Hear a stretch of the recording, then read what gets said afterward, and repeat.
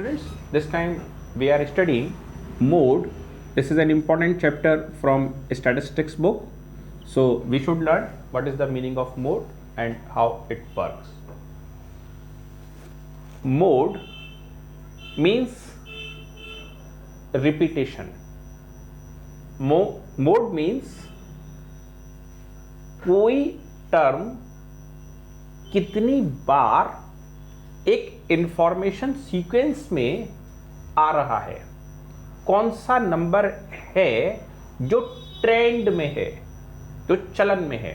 तो जिस नंबर का फ्रीक्वेंसी, जिस नंबर का अकरेंस, जिस नंबर का डिटेल सबसे ज्यादा होगा, that will be called mode. इस बात को थोड़ा डिटेल में अगर हम कहना चाहें तो हम ऐसे कह सकते हैं कि एक कोई पर्सन है, उस पर्सन को एक फैक्ट्री लगानी है, तो फैक्ट्री लगाने में वो बनाएंगे जूते, शू।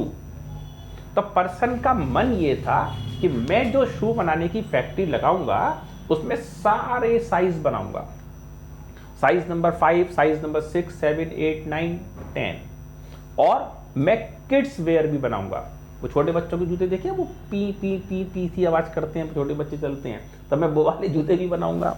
मैं फैंसी शूज भी बनाऊंगा, पार्टी वियर भी बनाऊंगा, और मैं बनाऊंगा लेडीज का जो शू बनता है वो भी मैं बनाऊंगा। तो हर प्रकार का शू मेरी फैक्ट्री में बनेगा। तो पर्सन इस बात की सोच समझ के साथ कि मैं शू बनाने की फैक्ट्री डालने जा रहा हूं, थोड़ा सा उसने मार्केट का सर्वे किया। तो एक ज्ञानी पुरुष ने बताया कि साहब एक कोई सा भी नंबर बनाएंगे, जैसे 6 नंबर के साइज का शू बनाते हैं सपोज, या 7 नंबर के साइज का शू बनाते हैं, तो 10 लाख रुपए चाहिए कोई भी एक नंबर बनाने में। तो आपको बनाना है नंबर 6, 7, 8, 9, 10, 5 नंबर तो आप ये बनाएंगे जेंट्स में, तो 50 नंबर तो 50 लाख रुपए वो चाहिए।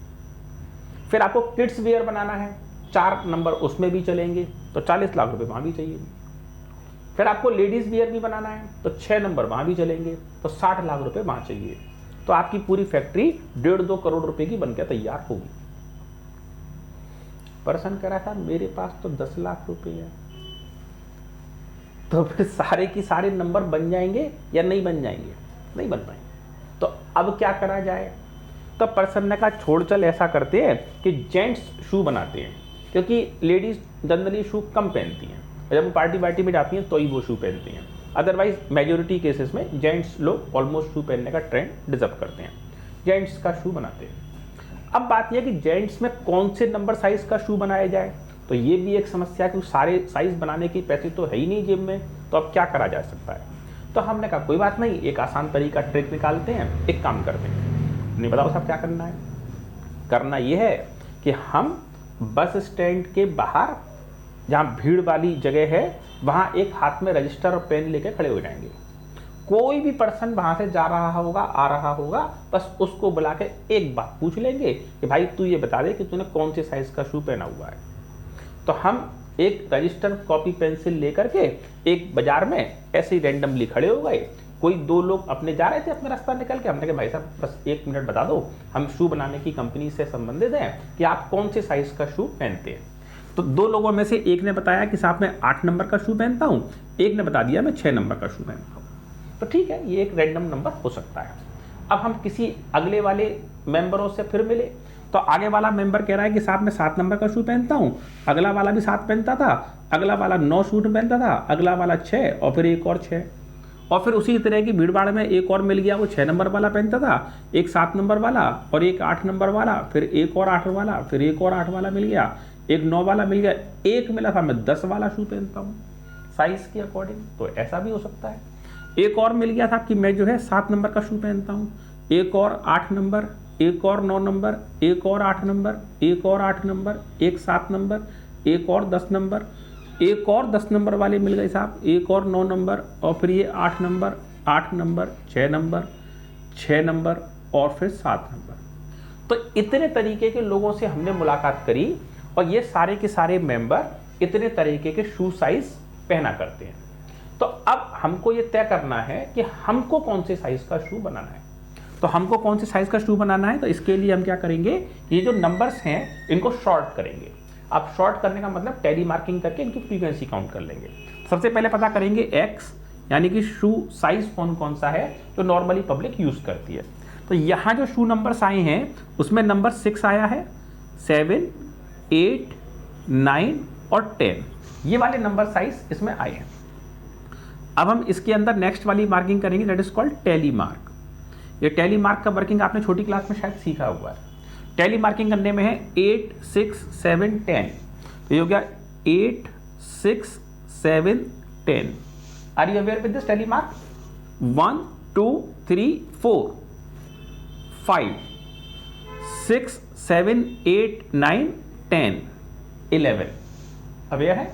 तो आपने ये चीज को पहले की क्लास में सीख रखा है। These are called tally markings. तो ये तो आपने 8, 6, 7, 10 तो कवर अप कर लिए। अब है 6, 7, 8, 9, तो बहुत ही बढ़िया बात, 6, 7, 8 और 9, तो सेकेंड सीरीज भी हो गई साहब हमारी। नेक्स्ट है 7, 8, 9, 8, तो 7, 8, 9, 8, तो ये थर्ड नंबर की सीरीज भी हो गई हमारी। नेक्स्ट है 7, 8, 8, 8, 7, फिर 8 एक बार, एक और बार, एक और बार, तो ये हमारी सीरीज, ये वाली सीरीज भी हो गई। इसके बाद है 9, 8, 8, 6, सो दिस इज 9, 8, 8, 6, तो ये हमारी ये वाली सीरीज भी हो गई। इसके बाद है हमारे पास 6, 9, 7, 6, 6, 9, 7, 6, तो ये वाली सीरीज भी हमारी हो गई। लास्ट है 6, 10, 10, व्हाट हैपेंड? सॉरी, ये रह गया। ओके, तो यहाँ पे कोई दिक्कत नहीं है, तो ये हमने मार्किंग करने में इसको इस तरीके से ये कर लिया, डजंट नॉट मैटर। देन हमारे पास नेक्स्ट नंबर है 6, 10, 10, 7, तो this is 6, 10, 10, 7, so we had just marking tally marking, and now we need to count frequency. So what the frequency numbers are? First of all, this is 5 plus 1, this is 6, again 5 plus 1, this is again 6, 5 plus 4, this is 9, this is 4, and last number is 3. So total of frequency जो हम यहाँ count कर सकते हैं, 6 plus 6, 12, and 12 plus 9, this is 21, and this is 24, 25 plus 3, 28. Now you should confirm that whether these are number 28 or not. 1, 2, 3, 4, 1, 2, 3, 4, 5, 6, 7. So 7 into 4, 28. So we have frequency number 28. Now you need to confirm that which number size is continuously occurring. So you can see this 9 number having the highest frequency.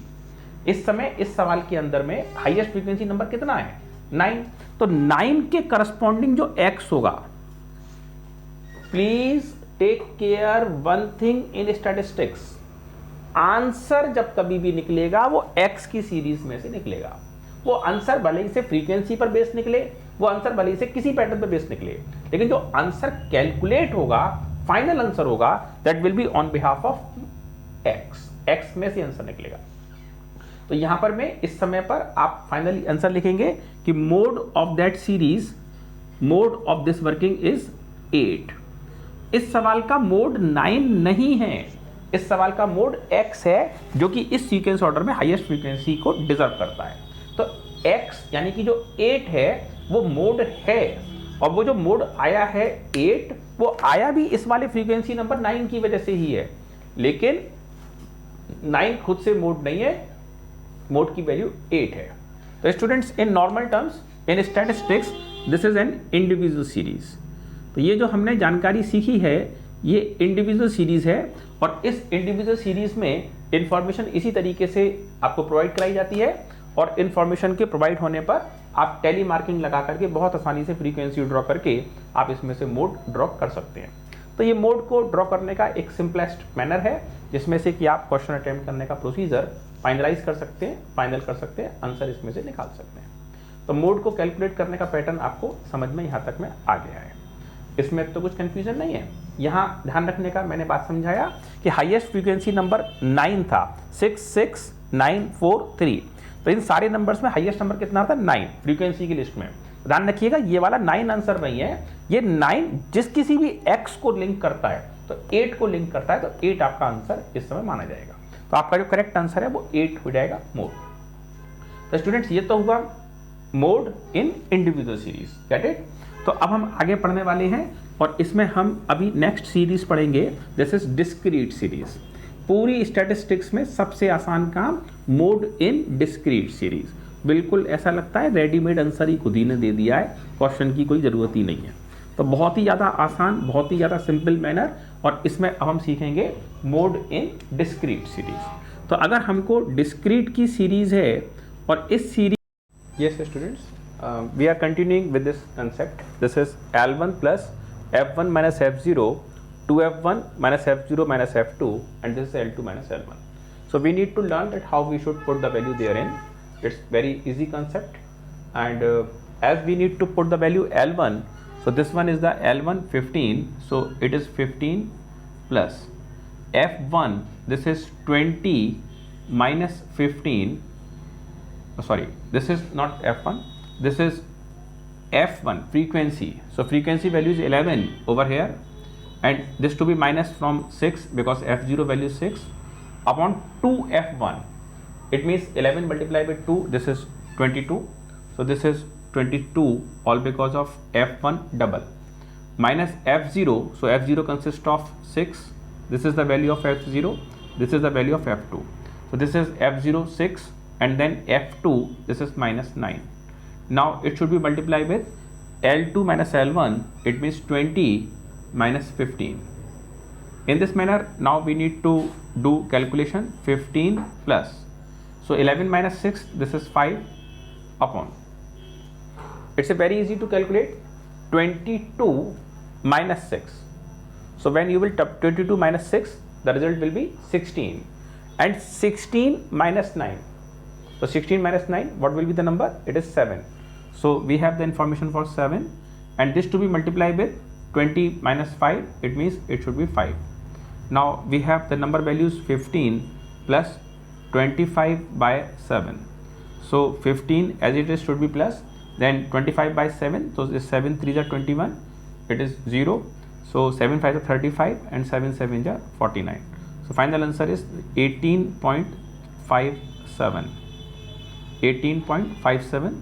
Now students, you may see that you had selected the model group as 15 to 20 and you get the final answer as 18.57. So this answer is belongs to the originally answer limit 18.57. So this is the correct answer. अगर ये answer 15 और 20 से बाहर चला जाता तो फिर ये सवाल का आंसर हमारा गलत हो जाता। तो फिलहाल इस क्लास में, इस वीडियो में आपने लर्न किया कि अगर आपको मोड एस्टिमेट करना है तो मोड एस्टिमेट करने में मॉडल ग्रुप किस प्रकार से वर्किंग करते हैं और इसमें इंडिविजुअल, डिस्क्रीट और कंटिन्यूस कैसे वर्किंग होती है। यहाँ पर कुछ एडवांस प्रॉब्लम्स मोड कंसर्निंग और भी आने वाली हैं, उनको हम लोग नेक्स्ट वीडियो के अंदर कवर करेंगे। So thanks students for watching this video. Please subscribe, like and share this channel. Thanks.